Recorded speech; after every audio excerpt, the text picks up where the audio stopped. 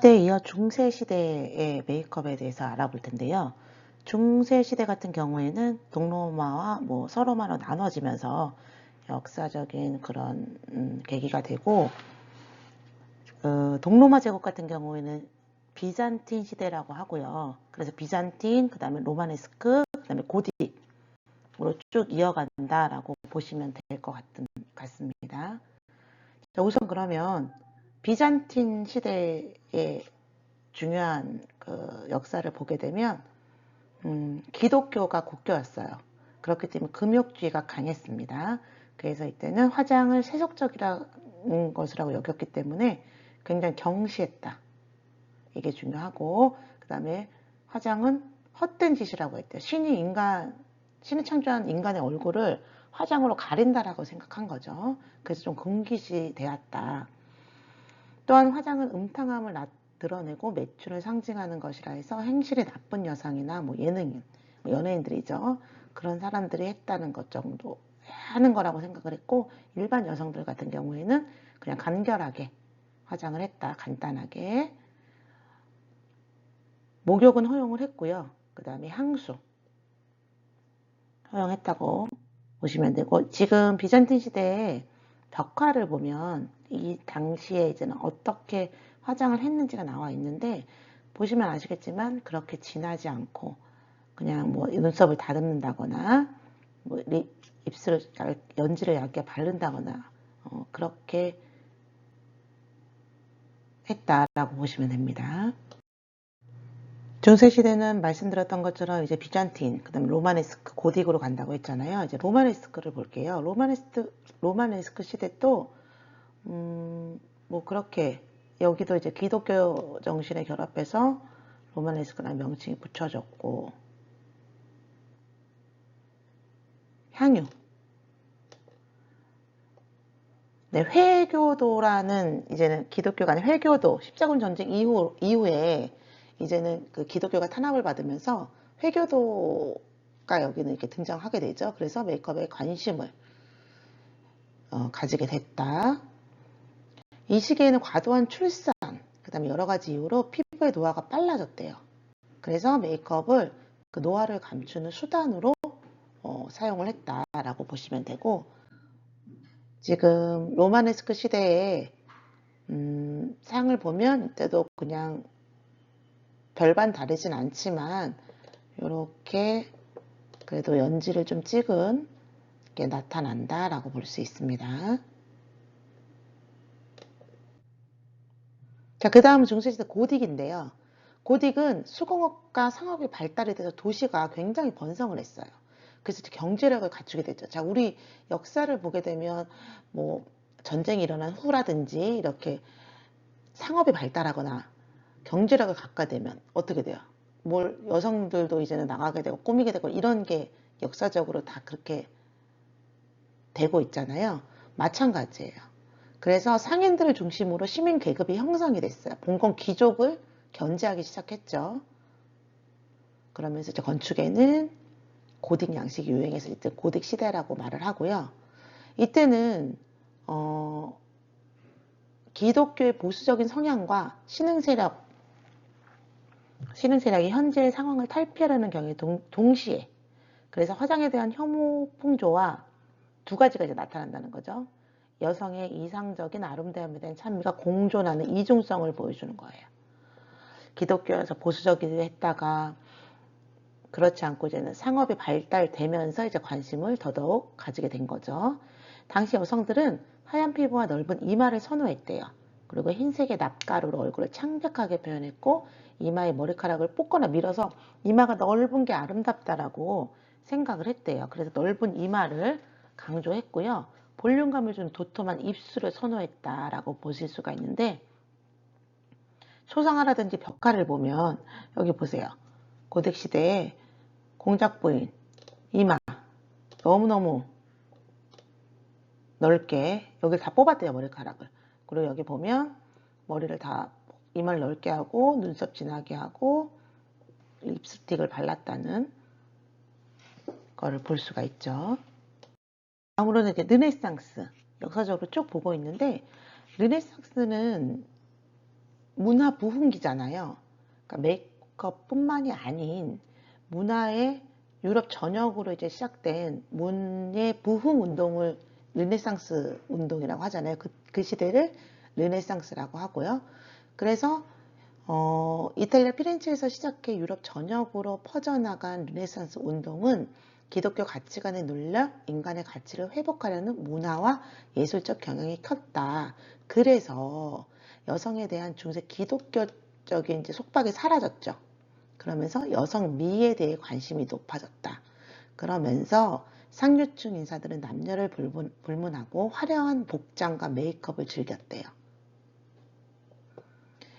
당시에 그런 회화 작품들을 보면 르네상스 시대의 메이크업 테크닉은 현대 메이크업 스타일과 큰 차이가 없다라는 걸 나타낸대요. 그래서 이미 그때 많이 발전을 했다. 이때도 어땠어요? 이마를 넓게 해서 바로크 시대 고딕 르네상스 시대에 이마를 넓게 한 헤어라인을 깎아내고 머리를 뒤로 넘겨 이마를 더욱 이때는 무조건 이마가 넓은 게 아름다운. 그래서 눈썹은 완전히 깎은 다음에 아치형으로 그리고 눈은 메이크업을 하지 않았대요. 피부는 하얗게 하고 그다음에 연한 색조 입술과 볼 화장을 하고 낮에는 볼을 창백하게 했고 밤에는 붉은기를 돌게 했다라고 나타납니다. 여기 보시면 라파엘로의 그림에서 보면 눈썹을 다 밀고 얇게 그리고 눈 화장을 하지 않았어요. 그 다음에 뭘 했냐, 립스틱은 입술은 발랐고 여기 보면 엘리자베스 1세 여왕 립스틱 빨갛죠. 눈썹은 거의 없다고 봐야 돼요. 그리고 볼터치는 낮에는 낮게 낮에는 창백하게 하고 저녁엔 좀 붉은기가 있게 했다라고 보시면 됩니다. 대표적으로 엘리자베스 1세 여왕이 르네상스 시대의 그 메이크업을 나타내는데 아까 사진 봤듯이 분말과 알라바스터라는 분말하고 점토, 백납분 등을 이용해서 흰 피부를 유지했고요. 보이는 신체 부분은 모두 하얗게 해서 그게 이제 예쁘다는 거 생각을 한 거겠죠. 그 다음에 이마에는 정맥을 그려서 투명하고 희게 보이도록 했고요. 넓은 이마와 명암을 이용해서 길고 가는 매부리 코를 강조했고 붉은기가 돌게 볼과 입술 화장을 했다. 엘리자베스 1세 여왕의 메이크업이 르네상스 시대의 대표적인 메이크업이라고 할 수 있습니다. 바로크 시대에 볼게요. 바로크의 어원은 일그러진 진주라는 뜻으로 르네상스의 우아하고 간결한 고전 양식에 비해 바로크 양식이 지나치게 복잡하고 과장되는 경향을 비꼬기 위해 사용했다고 해요. 그래서 일그러진 진주는 바로크. 르네상스 후기 회화에 나타난 풍만한 여성, 이게 바로크풍의 여성이라고 보면 되고요. 이때는 미적 욕구가 강렬했던 시절로 남녀하고 불문하고 모두 과도하게 화장을 했다.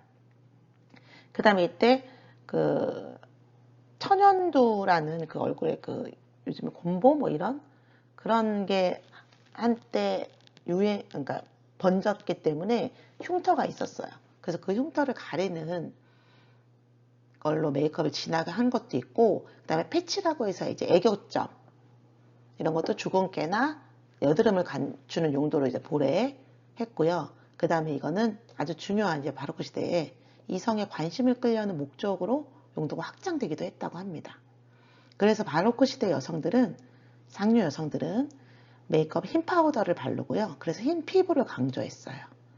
그리고 밝게 강조한 선명한 눈썹, 어두운 아이섀도우, 진홍색에서 장미색, 주홍색까지 다양하게. 그 다음에 광대뼈 눈 가까이 둥글게 발랐어요. 자, 여기 이제는 사진으로 보면 여기 보세요. 메리 스튜어트 반다이크 그림에서 이게 바로크 시대 전형적인 풍만한, 좀 통통하죠? 몸매도 이제 강조가 됐고 풍만한 여성스러움이 돋보이는 메이크업을 했다. 그 다음에 이제 로코코 시대인데요. 로코코는 뭐 조약돌과 조개 껍데기의 곡선을 뜻하는 말로 로코코 시대에 우리 굉장히 여성미가 강조되어 있는 걸 말하고요. 절대주의 시대 프랑스 궁정 문화를 기반으로 한 예술 양식이고 바로크의 화려함과 섬세함에 바로크가 굉장히 화려한 그거였잖아요. 거기에 우아한 곡선미를 더했어요. 그래서 밝고 세련된 여성미를 강조하는 귀족 취향의 경향성을 가졌다. 로코코 시대에. 그래서 메이크업은 실용성과 청결관념보다는 예술성의 우위를 뒀고요. 과도한 화장에 극에 달했다. 마찬가지로 로코코 시대에도 여전히 하얀 피부를 선호를 했고요. 두꺼운 피부를 두껍게 화장을 했다. 과도하게 했다고 했으니 광대뼈와 눈 가까이에 둥글게 볼터치를 많이 했고요. 야간에 연애할 때는 볼터치일 때 창백함을 주고 남자 여자 모두 두꺼운 화장을 했다고 합니다. 눈썹을 검게 칠하고 푸른색으로 혈관을 그려 넣었고 바로크 때도 이마에 정맥선을 그렸잖아요. 얼굴에 생긴 잡티나 상처를 가리기 위한 뷰티 패치를 그 천조각이래요. 가죽 이때는 아교를 발라서 붙였고. 자, 그러면 이제 로코코 시대를 대표하는 그 내용들을 또 보게 되면 초기 볼 화장은 흰색 계열의 빨간색 입술 화장이었으나 붉은 계열의 색이 매춘부의 색으로 굳어지자 귀부인들은 오해를 사지 않으라고 가급적 붉은색은 피했다. 또한 눈빛이 촉촉해 보이도록 독성이 강한 가직과 약용신문인 멜라돈나 즙으로 동국을 확대하기도 했대요. 과도하게 했으니 프랑스 왕 루이 15세의 정보로 건설을 이때가 가장 그 뽕파두르라고 이게 굉장히 메이크업 또는 패션의 중요한 후작 부인이죠. 되게 많이 중요해요. 이때 부인이 백납분 대신에 중국에서 수입한 쌀가루분을 얼굴에 뿌리자 온 집안에 쌀가루 날아다니게 되어서 할 수 없이 방을 따로 썼대요. 뭐 그런 일화들이 많이 있어요. 그래서 훗날에 방을 따로 썼대요. 왜? 화장하는 방을 따로 뒀다. 그게 파우더룸이 됐어요. 뽕파두르가 썼던. 자, 뽕파두르 백작 부인 너무 아름답죠. 얼굴 보면 얼굴 하얗고 볼 연지 동그랗게 광대뼈 나타내는 색을 썼죠. 여기 이런 그런 공작 부인들도 얼굴도 마찬가지. 로코코 시대는 조금 진하게 화장을 많이 했다. 로코코 시대 이후에 이제 19세기에 접어들면서 1800년부터 1899년까지의 메이크업은 어땠냐?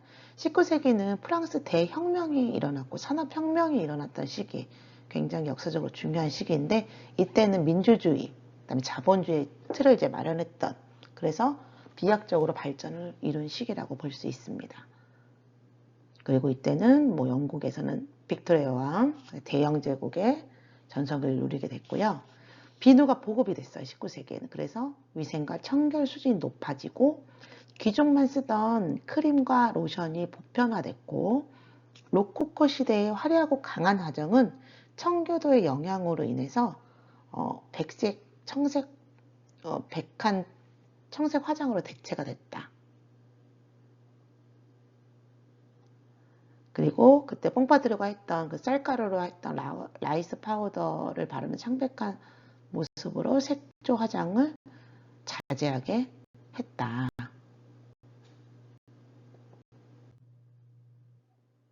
후반에는 자연주의 영향으로 인해서 유해한 화장품은 이제 과도하게 줄어들게 되고 창백해 보이는 피부 화장, 그 다음에 표시나지 않은 눈 화장으로 자연스러운 메이크업을 선호했다. 길고 가늘게 아이라인을 그렸고요. 입술은 주황이나 빨간색의 정열적인 색을 칠했어요. 그전에는 빨간색 안 했잖아요. 그런 뭐 창녀라든 그런 것 때문에 다시 19세기에는 그렇지 않고 볼 연지를 바르는 위치가 다시 좀 위쪽으로 올라갔어요. 정상적인 위치에서 지금 하는 위치에서 이때도 행하게 되었다. 그 다음에 공업이랑 화학기술이 발달하면서 화장품 제조 분야에서 획기적인 성과가 나타나면서 겔랑 알죠? 지금도 나오고 있습니다. 겔랑 화장품. 겔랑과 같은 화장품 회사가 출연을 하게 되고 현대적 의미의 화장품들이 개발되고 대량 생산, 제일 중요한 건 산업혁명 이후로 대량 생산이 됐다는 거. 그래서 19세기 말에는 화장품 산업이 궤도에 이제 오르기 시작했다. 그리고 후반에는 색조 메이크업이 다시 이제 유행을 하기 시작했죠. 여기 보시면 되게 자연스러운 화장, 그다음 볼터치는 다시 정상적인 궤도로 올라왔다. 자, 이제 20세기로 넘어와서 20세기 1900년대를 말하는 거죠. 자, 20세기의 메이크업은 연도별로 굉장히 중요한, 이때는 굉장히 빠른 그 유행이 있었기 때문에 연도별로 달라지는 그 메이크업 표현들을 볼 수가 있는데요. 1900년도 우선 보시면 사회 문화적 배경을 먼저 보고 그 다음에 메이크업 스타일은 어떤지에 대해서 볼 건데 1900년대는 사회 문화적 배경으로는 과학 기술이 발달되면서 이제 화장품 제조 업계에도 발달이 당연히 되겠죠. 그래서 뭐 마사지 크림이라든지 매니큐어라든지 샴푸들을 대량 생산을 하게 됩니다. 그래서 굉장히 많이 발전이 됐다. 그리고 여건이 굉장히 신장이 돼요. 여성들도 이제 나가서 이제 일을 하게 되고 그러면서 이제 신여성이라는 게 등장을 합니다. 그래서 이들의 여성들도 운동, 스포츠를 한다는 거지. 테니스나 사이클 같은 운동을 즐기면서 참정권. 그 전에는 여자가 뭘 한다는 건 쉽지는 않았어요. 근데 이때 운동도 남성들만이 할 수 있는 전유물로 여겨졌기 때문에. 그리고 또 하나 굉장히 중요한 건 1900년 파리 만국 박람회에서 근대 문물의 전시장으로 무선 시대를 열어요. 무선 통신. 이때 이미. 그리고 패션계에서는 가슴과 힙을 강조하고 배는 납작하게 하는 곡선이나 아르누보 S자 실루엣이 유행을 하게 돼요.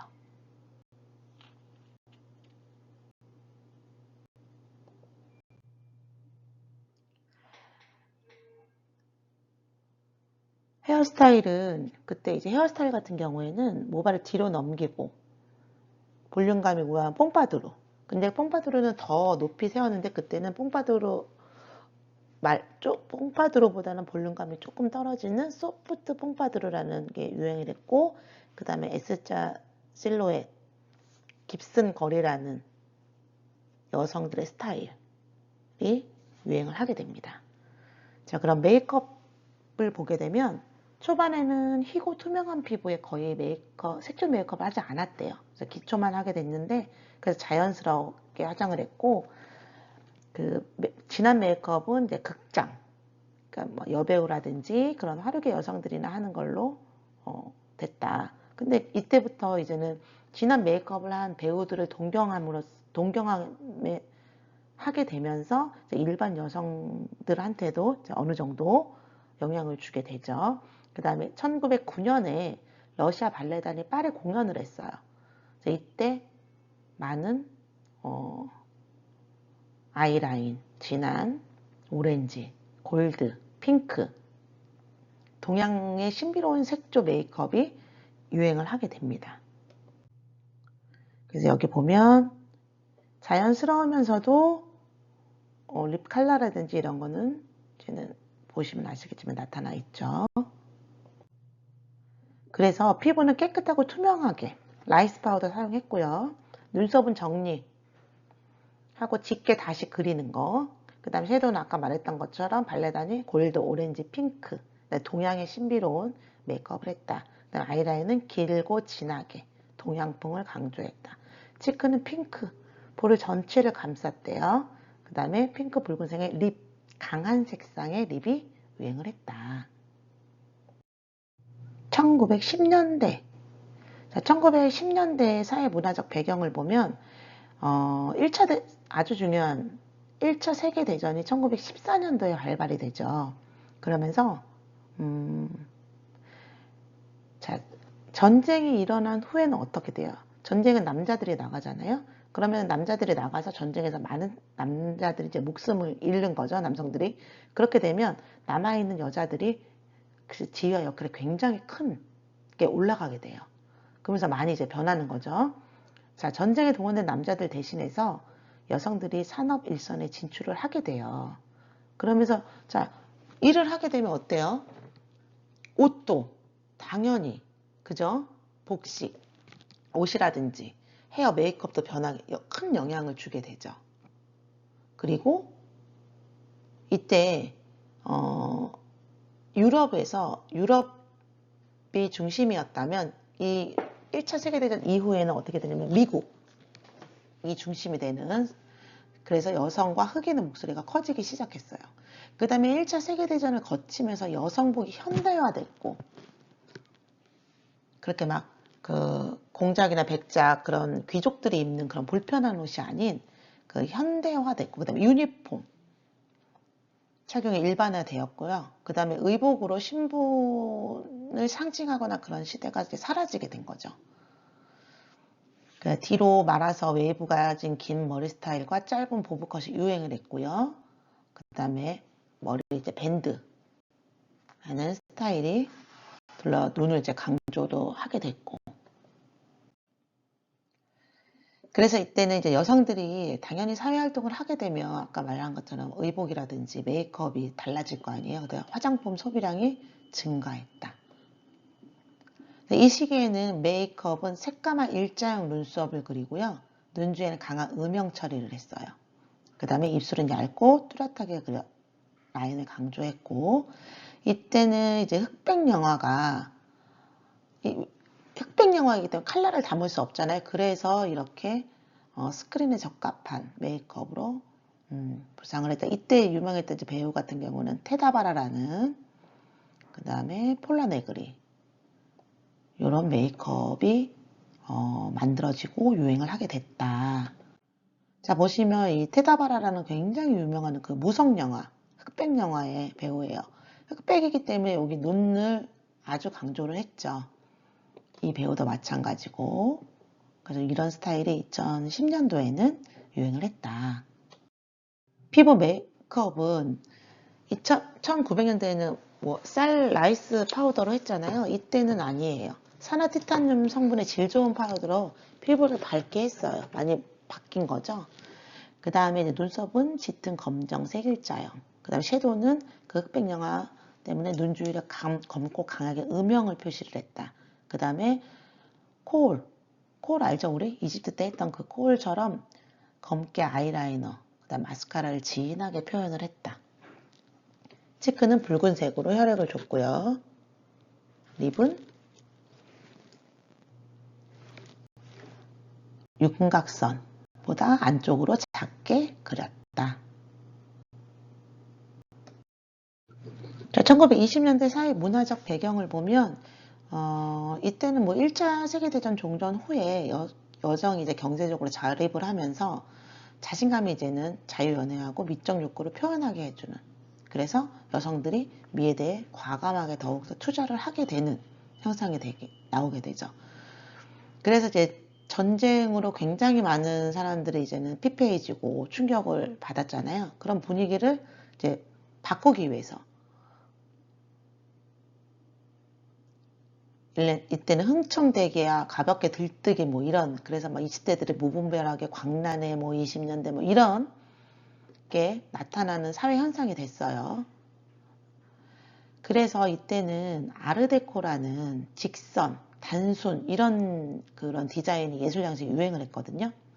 그래서 이때 여자들이 말괄량이라는 여성 스타일 플래퍼, 그래서 H라인의 실루엣, 민소매, 원피스, 발랄하게 이제는 춤추기 좋게 이제는 그런 패션 경향이 보였고요. 머리는 보이시한 스타일로 짧게 보브컷, 그 다음에 마샬 웨이브 그런 스타일이 유행을 했다고 합니다. 자, 그럼 메이크업은 어땠을까요? 1차 세계대전이 끝난 후 여성들의 메이크업은 짙은 색조의 톤과 그다음에 기법상의 큰 변화를 겪게 되는데요. 이때는 뭐 여성이 적극적으로 사회에 참여를 했고 남녀가 불균형이 되면 여자가 더 많은 시기잖아요. 그래서 플래퍼들, 말갈량의 플래퍼들에게 어울리는 베이비 룩 스타일이 유행을 했고 눈썹은 정교하게 다듬고 관자놀이 가까이 그려서 처진 듯하게 표현을 했고 입술은 붉은색의 큐피드 활처럼 귀엽게, 이제 귀여운 게 이때는 그거였어요. 배우 같은 경우 클라라 보우라는 굉장히 대표적인 배우가 있었고 글라리아 스완슨의 메이크업이 유행을 했다. 이분이 이제 클라라 보우인데요. 눈썹을 이렇게 처지게 그리고 입술도 이렇게 얇게 그려서 귀엽게. 글라리아 스완슨도 약간 그런 스타일인 거죠. 머리도 마찬가지고. 그래서 메이크업을 보면 하얗고 귀여운 베이비 룩 베이스, 짙은 검정, 관자놀까지 길게 처지게 아까 그렸어요. 그 다음에 섀도우는 뭐 파랑, 갈색, 초록, 검정.